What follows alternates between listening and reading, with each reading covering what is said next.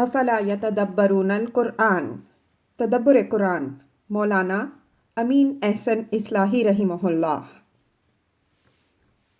سورہ سجدہ آیات 15 تا 22۔ آگے کا مضمون۔ اوپر کی آیات سے واضح ہوا کہ جو لوگ قرآن پر ایمان لانے سے گریز کر رہے تھے ان کے گریز کے اسباب کیا تھے۔ اب آگے کی آیات میں یہ بتایا ہے کہ کس قسم کے لوگ ہیں جو اس کتاب پر ایمان لا رہے ہیں یا لائیں گے، اور ان کے لیے خدا کے ہاں کیا اجر و ثواب اور کیا مرتبہ و مقام ہے، اور جو لوگ اس کی مخالفت کر رہے ہیں وہ دنیا اور آخرت دونوں میں کس انجام سے دوچار ہونے والے ہیں۔ آیات کی تلاوت فرمائیے۔ اعوذ باللہ من الشیطان الرجیم، بسم اللہ الرحمن الرحیم۔ انما یؤمن بآیاتنا الذین اذا ذکروا بها خروا سجدا وسبحوا بحمد ربهم وهم لا يستكبرون۔ آیت سجدہ۔ تتجافى جنوبهم عن المضاجع يدعون ربهم خوفا وطمعا ومما رزقناهم ينفقون۔ فلا تعلم نفس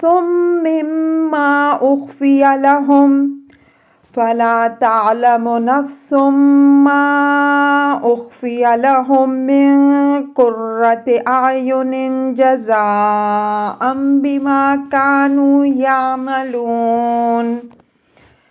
أفمن كان مؤمنا كمن كان فاسقا لا يستوون۔ أما الذين آمنوا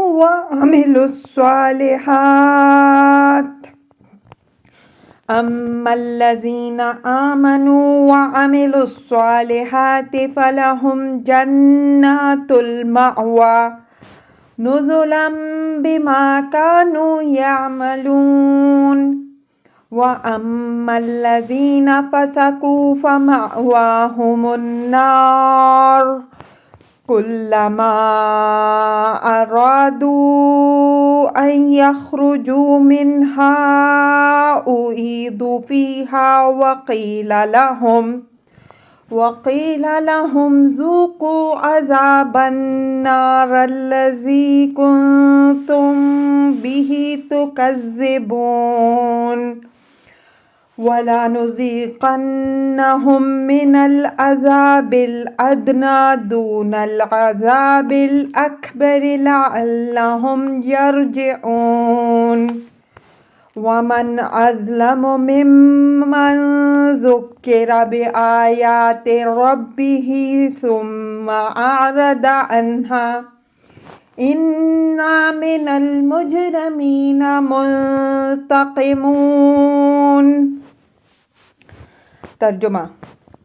ہماری آیات پر تو بس وہی لوگ ایمان لاتے ہیں جن کا حال یہ ہے کہ جب ان کے ذریعے سے ان کو یاد دہانی کی جاتی ہے تو وہ سجدے میں گر پڑتے ہیں اور اپنے رب کی حمد کے ساتھ تسبیح کرتے ہیں، اور وہ تکبر نہیں کرتے۔ ان کے پہلو بستروں سے کنارہ کش رہتے ہیں، وہ اپنے رب کو پکارتے ہیں خوف اور طمع سے، اور جو کچھ ہم نے ان کو بخشا ہے اس میں سے خرچ کرتے ہیں۔ تو کسی کو پتہ نہیں کہ ان لوگوں کے واسطے ان کے اعمال کے صلے میں آنکھوں کی کیا ٹھنڈک پوشیدہ ہے۔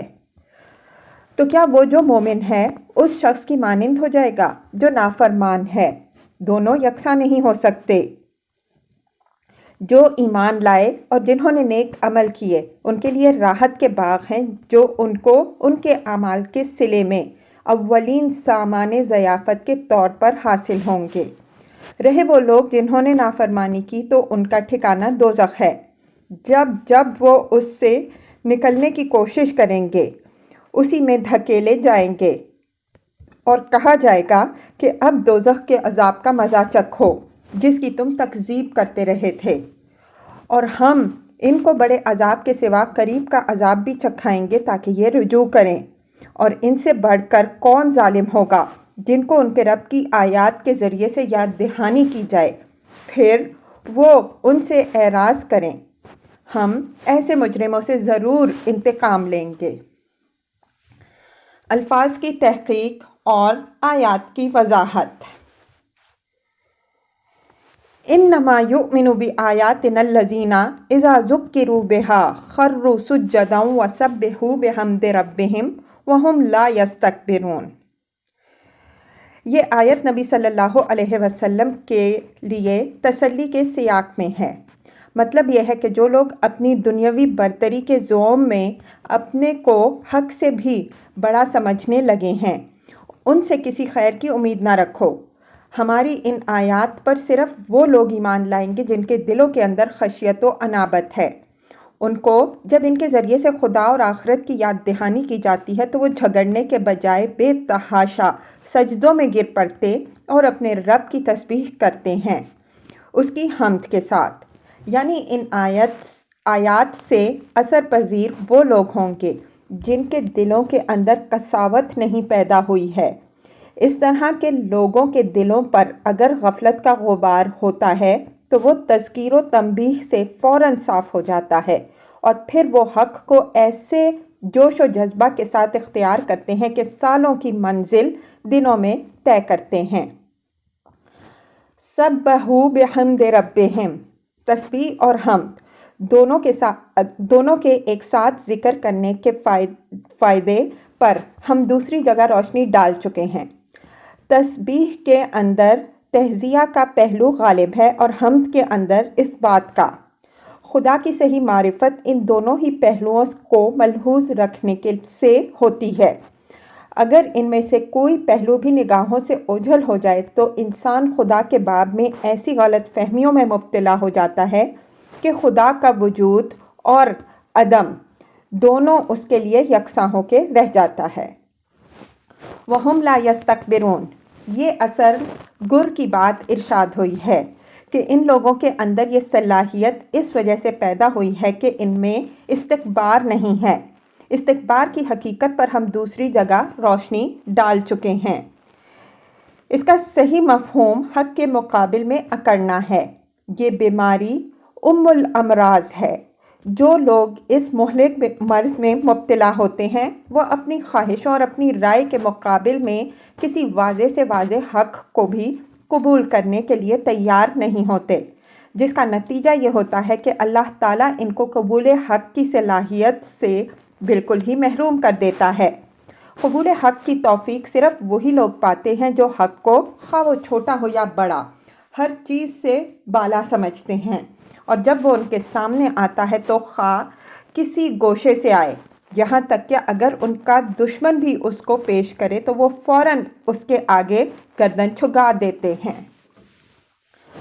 تتجافى جنوبهم عن المضاجع يدعون ربهم خوفا وطمعا ومما رزقناهم ينفقون، یعنی ان لوگوں پر خدا کے حضور پیشی اور آخرت کی باز پرس کا خوف چونکہ ہر وقت طاری رہتا ہے، اس وجہ سے وہ راتوں کو اٹھ اٹھ کر اور بستروں کی لذت اور راحت سے اپنے کو محروم رکھ کر اپنے رب کو پکارتے ہیں اور اس کی نمازیں پڑھتے ہیں۔ یہ ڈرتے بھی اسی سے ہیں اور امید بھی اسی سے رکھتے ہیں، اور جو کچھ خدا نے ان کو بخشا ہے اس میں سے خدا کی راہ میں وہ خرچ کرتے ہیں۔ اس آیت میں دو چیزوں کا ذکر آیا ہے، ایک نماز، دوسرا انفاق۔ ایمان کے بعد یہی دو چیزیں اس کے اولین مظاہر کی حیثیت رکھتی ہیں، اور پھر انہی دو پر پورے دین کی عمارت کھڑی ہوتی ہے۔ اس مسئلے پر ہم اس کتاب میں جگہ جگہ بحث کر چکے ہیں۔ فَلَا تَعْلَمُ نَفْسٌ مِّمَّا أُخْفِيَ لَهُمْ فَلَا تَعْلَمُ نَفْسٌ مَّا أُخْفِيَ لَهُم مِّن قُرَّةِ أَعْيُنٍ جَزَاءً بِمَا كَانُوا يَعْمَلُونَ۔ یہ ان لوگوں کی شب بیداری اور انفاق کا صلہ بیان ہوا ہے کہ ان کے لیے اللہ نے آنکھوں کی جو ٹھنڈک چھپا کر رکھی ہے اس دنیا میں اس کا کوئی اندازہ نہیں کر سکتا۔ ایک نادیدہ عالم کی زندگی کی خاطر ان لوگوں کی ان جانفشانیوں پر آج جو لوگ ہنس رہے ہیں وہ بھی اس کو دیکھ کر دنگ رہ جائیں گے، اور اہل ایمان بھی نہال ہو جائیں گے کہ ان کی قربانیوں کا صلہ ان کے اندازوں اور قیاسوں سے کہیں بڑھ کر ملا۔ جزاء بما کانوا یعملون، یعنی یہ جو کچھ ان کو ملے گا ان کے اپنے ہی اعمال کا صلہ ہوگا۔ اللہ تعالیٰ ان کی چند روزہ مساعی کا صلہ ایک ابدی بادشاہی کی صورت میں دے گا اور فرمائے گا کہ یہ تمہارے اپنے ہی اعمال کا صلہ ہے۔ ہر چند یہ جو کچھ ملے گا یہ ہوگا اللہ تعالیٰ کا فضل، لیکن اس کو اللہ تعالیٰ ان کے اعمال کا ثمرہ قرار دے گا، اس لیے کہ آدمی کو اپنے کارناموں کے ثمرات و نتائج سے جو خوشی حاصل ہوتی ہے وہ کسی دوسری چیز سے نہیں حاصل ہوتی۔ افمن کان مؤمنا کمن کان فاسقا لا یستوون، یہ اوپر والی بات کی دلیل ارشاد ہوئی ہے کہ یہ جو کچھ کہا گیا ہے اس میں کسی شک و شبہ کی گنجائش نہیں ہے، ایسا ہی ہوگا اور ایسا ہی ہونا چاہیے۔ اگر ایسا نہ ہو تو اس کے معنی یہ ہوئے کہ اس دنیا کے خالق کے نزدیک مومن و فاسق دونوں یکساں ہیں، اور وہ اپنے وفادار بندوں اور اپنے باغیوں اور غداروں میں کوئی فرق نہیں کرے گا۔ ایسا سمجھنا اس کارخانہ کائنات کے مبنی بر حکمت ہونے کی نفی اور اس کے خالق کے عادل، رحیم اور حکیم ہونے کا انکار ہے۔ اس وجہ سے یہ بات صریحاً باطل ہے۔ دونوں خدا کے نزدیک یکساں نہیں ہو سکتے، بس ضروری ہے کہ ایک ایسا دن آئے جس میں خدا کے وفادار بندے اپنے وفاداریوں کا صلہ پائیں اور اس کے نافرمان اپنی نافرمانیوں کی سزا بھگتیں۔ وَأَمَّا الَّذِينَ آمَنُوا وَعَمِلُوا الصَّالِحَاتِ فَلَهُمْ جَنَّاتُ الْمَأْوَىٰ نُزُلًا بِمَا كَانُوا يَعْمَلُونَ، یہ اس جزا اور سزا کی تفصیل بیان فرمائی کہ جو لوگ ایمان و عمل صالح کی زندگی بسر کریں گے ان کے لیے راحت کے باغ ہوں گے جو ان کو ان کے اعمال کے صلے میں اولین سامان میزبانی کی حیثیت سے ملیں گے۔ نزلا اس سامان ضیافت کو کہتے ہیں جو مہمان کے سامنے اس کے رکب سے اترتے ہی پیش کیا جاتا ہے۔ اس سے معلوم ہوتا ہے کہ جنات المأویٰ سے مراد وہ جنتیں ہیں جن میں یہ اہل ایمان اول اتارے جائیں گے، وہاں ان کی ابتدائی ضیافت ہوگی اور پھر وہ اصل جنت میں بھیجے جائیں گے۔ گویا ان باغوں کی حیثیت اہل جنت کے لیے ریسٹ ہاؤس کی ہوگی، اور اس کے جمع لانے سے یہ بات نکلتی ہے کہ یہ باغ تمام اہل ایمان اہل جنت کے لیے الگ الگ ہوں گے۔ سورہ نجم کی آیت 15 سے معلوم ہوتا ہے کہ جنات المأویٰ سدرۃ المنتہا کے پاس ہے، اور سدرۃ المنتہا عالم ناسوت اور عالم لاہوت کے درمیان آخری نقطہ اتصال ہے۔ اس وجہ سے اگر اس کے پاس جنت المأویٰ ہوں تو یہ ان کے لیے موزوں ترین مقام ہے۔ یہ امور غیب کی باتیں ہیں، ان کے باب میں کوئی بات قطعیت کے ساتھ نہیں کہی جا سکتی۔ میں نے جو کچھ لکھا ہے لفظ نزول کے مقتضیات کی وضاحت کے لیے لکھا ہے۔ انشاءاللہ سورہ نجم کی تفسیر میں جنت المأویٰ پر مزید بحث آئے گی۔ وَأَمَّا الَّذِينَ فَسَقُوا فَمَأْوَاهُمُ النَّارُ كُلَّمَا أَرَادُوا أَن يَخْرُجُوا مِنْهَا أُعِيدُوا فِيهَا وَقِيلَ لَهُمْ ذُوقُوا عَذَابَ النَّارِ الَّذِي كُنْتُمْ بِهِ تُكَذِّبُونَ۔ اہل ایمان کی جزا کے بیان کرنے کے بعد یہ فساق و فجار کی سزا کا بیان ہے۔ فرمایا کہ ان کا ٹھکانہ دوزخ ہوگی، یہ اس میں سیدھے دھکیل دیے جائیں گے۔ دوزخ میں ان کے لیے اولین سامان ضیافت قرآن کے دوسرے مقامات سے معلوم ہوتا ہے کہ کھولتا ہوا پانی اور زقوم ہوگا۔ یہ وہاں سے نکلنے کے لیے زور لگائیں گے، لیکن جب نکلنے کی کوشش کریں گے اسی میں دھکیل دیے جائیں گے، اور ان سے کہا جائے گا کہ اب یہاں سے بھاگنے کی کوشش نہ کرو، یہ وہی دوزخ ہے اور اس کا عذاب ہے جس کا تم مذاق اڑاتے رہے تھے، اب اس کا مزہ چکھو۔ وَلَنُذِيقَنَّهُم مِّنَ الْعَذَابِ الْأَدْنَىٰ دُونَ الْعَذَابِ الْأَكْبَرِ لَعَلَّهُمْ يَرْجِعُونَ۔ عذاب ادنیٰ سے مراد اس دنیا کا عذاب ہے جو تذکیر و تنبیہ کے لیے آتا ہے۔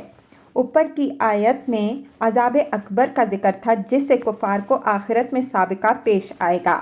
فرمایا اس عذاب اکبر سے پہلے اس دنیا میں بھی ہم ان لوگوں کو اپنے عذاب کا مزہ چکھائیں گے۔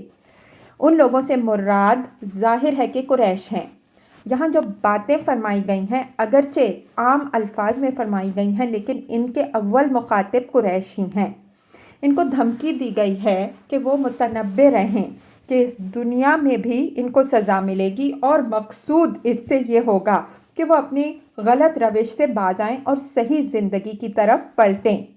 اس عذاب ادنا کا سلسلہ قریش کے لیے غزوہ بدر سے شروع ہوا، جس میں ان کو پہلا چرکا لگا اور ان کے بڑے بڑے سردار مارے گئے۔ پھر یکے بعد دیگرے اسی طرح کے حالات سے ان کو سابقہ پیش آتا رہا، یہاں تک کہ فتح مکہ کے موقع پر ان کی قوت ہمیشہ کے لیے ختم ہو گئی۔ ان کے اندر جو اچھے لوگ تھے وہ آہستہ آہستہ ہلکا بگوش اسلام ہو گئے، اور جو اشرار و مفسدین تھے وہ بتدریج ختم ہو گئے۔ چونکہ ان کی اکثریت حضرت صلی اللہ علیہ وسلم پر ایمان لائی، اس وجہ سے ان پر کوئی اس قسم کا فیصلہ کن عذاب نہیں آیا جس قسم کے عذاب پچھلی قوموں پر آئے، بلکہ یہ صرف تنبیہ کر کے چھوڑ دیے گئے، جیسا کہ لعلہم یرجعون کے الفاظ سے واضح ہوتا ہے۔ وَمَنْ أَظْلَمُ مِمَّنْ ذُكِّرَ بِآيَاتِ رَبِّهِ ثُمَّ أَعْرَضَ عَنْهَا إِنَّا مِنَ الْمُجْرِمِينَ مُنْتَقِمُونَ۔ اوپر کی آیت میں عذاب کی جو دھمکی دی گئی ہے یہ اس کی وجہ فرمائی ہے، آخر ہم ان کو عذاب کیوں نہ دیں گے؟ ان سے بڑھ کر ظالم و مجرم کون ہو سکتا ہے جن کو ہماری آیات کے ذریعے سے تذکیر و تنبیہ کی جائے اور وہ ان سے روگردانی کریں۔ تذکیر و تنبیہ کا سب سے بڑا ذریعہ خدا کی کتاب اور اس کا رسول ہی ہو سکتا ہے۔ جو لوگ اس آخری ذریعہ تذکیر و تنبیہ سے بھی نہ جاگے، اب سنت الہی کے تحت ان کے جگانے کے لیے کوئی دوسری چیز باقی نہیں رہ گئی ہے۔ اب لا ریب وہ مجرم ہیں اور ہم ایسے مجرموں سے لازماً انتقام لے کر رہیں گے۔ کسی قوم میں رسول کی بعثت کے بعد اللہ تعالیٰ اس قوم کے ساتھ جو معاملہ کرتا ہے اس کی وضاحت ہم اس کتاب میں جگہ جگہ کرتے آئے ہیں۔ اس آیت کو اس کی روشنی میں سمجھیے۔